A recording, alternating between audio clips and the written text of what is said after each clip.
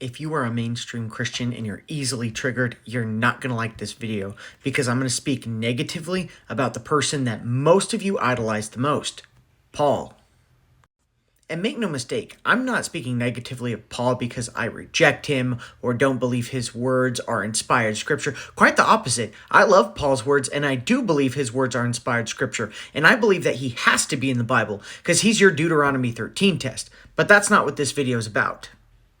The reason I'm speaking negatively of him is because the doctrine that you guys have subscribed to throws 98% of the Bible into the trash, and then the other 2%, which is Paul's words that you use to build your doctrine upon, you've taken out of context. And when I actually put Paul in context, where he makes sense with the rest of the scriptures, I'm labeled as a heretic by most mainstream Christians. And here's the thing about this video. I'm going to prove that you have taken his words out of context and you're only using his words to fit your doctrine that is out of sync with the rest of the Bible. So again, if that's not something you can emotionally handle, I suggest you stop watching this video right now. So let's go ahead and dive right on into that study now, shall we? First things first. Christians have a really bad habit of universally applying Paul's letters. Except when it doesn't fit their doctrine. Most Christians seem to have joined the New Age movement of equality, where men and women are equal. They can do equal things, equal jobs. It's not like God created us for different purposes or anything. So if we truly want to apply Paul's letters universally like most Christians like to, then we should consider this. 1 Timothy 2, likewise also that women should adorn themselves in respectable apparel, with modesty and self-control, not braided with hair in gold or pearls or costly attire. Sorry, ladies, it looks like your Sunday attire needs to get chucked out the window. No more fancy jewelry or showy clothes. But with what is proper for women who profess godliness with good works. This completely goes against mainstream doctrine too. We don't need to do good works. What is this, Paul? Let a woman learn quietly with all submissiveness. I do not permit a woman to teach or to exercise authority over a man. Rather, she is to remain quiet. I wonder what reaction Rosie's going to have to say about that. Her and many others attempt to exert authority over a man. And they most certainly don't remain quiet. And what do? They try to teach. And before someone comes into my comments section in a giant uproar, I am completely, and I mean completely okay with a godly woman coming on here and sharing the Bible. Because I'm not universally applying those verses from Paul. Those verses were from Paul to a specific person dealing with specific issues with people he actually knew. That's why they're called epistles, because they are letters. And if we're being really honest with ourselves, we need to acknowledge the fact that these are letters. Paul most certainly didn't write these letters thinking that they were going to be scripture and be scrutinized for the next 2,000 years. I also guarantee you Paul never thought his words would be used as a reason not to obey God. But that's a discussion for another time. To prove my point here, if Paul believed his letters were going to be in the Holy Bible someday, do you think he would say stuff like this? Hey, by the way, when you come back, bring that cloak I left with Carpus along with those books and that parchment. This is in 2 Timothy 4.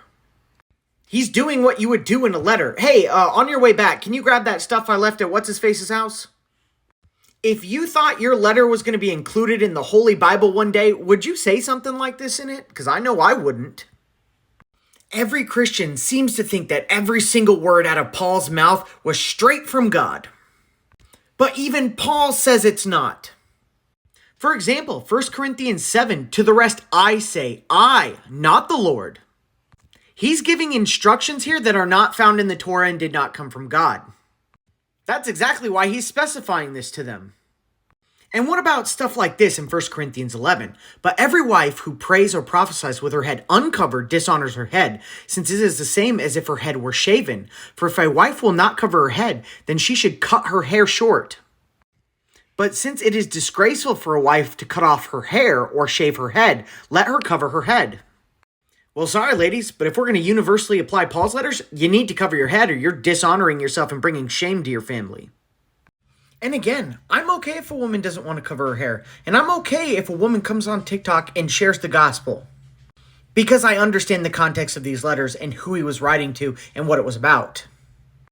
And this brings me to my next point. How would you read a letter? Would you pull a little bit out of the middle of the letter and just say, oh, yep, that's what the letter was about?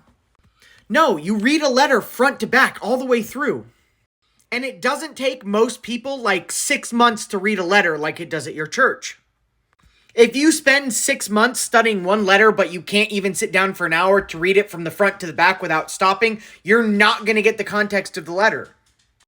Paul spoke Aramaic and Greek. Those are very idiomatic languages.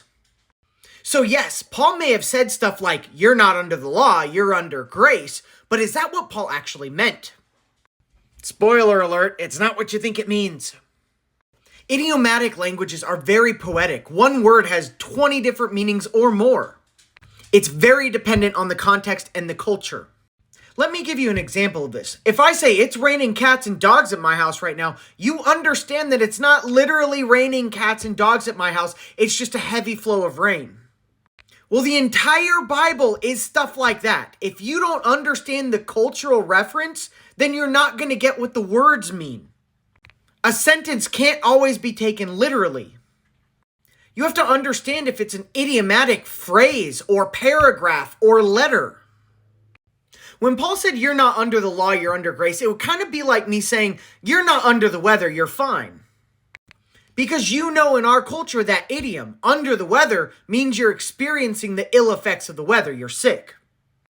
But if you're not under the weather, you're not experiencing the negative effects of the weather.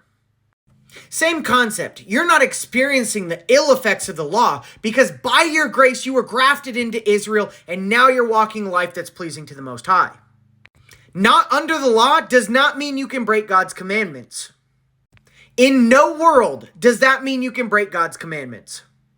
If it did, then what I said in the beginning of this video is true. You might as well throw 98% of the Bible in the garbage and call God a liar to his face. Because when God said these laws are for my people forever, you're either saying you're not his people or you're saying God's a liar. Those are literally the only two options, and most of you people don't realize this because you're not actually studying the whole Bible in context. You're only studying Paul's letters one tiny chunk at a time, taking it out of its cultural context. And you don't have to take my word for it. Read the entire Bible for yourself and ask questions along the way. Hey, when God said we needed to do this forever, did it really mean forever? Spoiler alert, yes it did. And if somebody's made it this far with me and still disagrees with me, they're definitely going to say something like, oh, those laws were only for Israel. Again, completely disregarding the fact that all of Romans 9 through 11 is explaining how the Gentiles are grafted into Israel. Because there's absolutely no covenant made with the Gentiles. The only covenants made in the Bible, Hebrews 8, is with the house of Israel and with the house of Judah, the Jews. And all over the Torah, you're going to find stuff like this. No. There's not one law for the Jews and one law for other people. There's one law for everyone who wants to serve me. My laws are for you and the stranger who sojourns with you. You shall be alike before the Lord. I know, shocking, right? That our God doesn't have double standards. And then stuff like this in Malachi 3. For I, Yahuwah, do not change. And if God doesn't change, you have a big problem with your doctrine. Because there's an awful lot of laws God said was forever. Seriously, like a staggering amount.